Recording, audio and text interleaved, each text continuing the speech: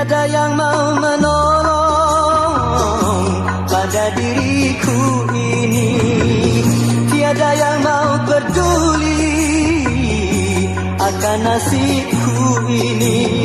Bahkan mereka mencemoohkan penuh kebencian, aku pun selalu disisihkan dari pergaulan.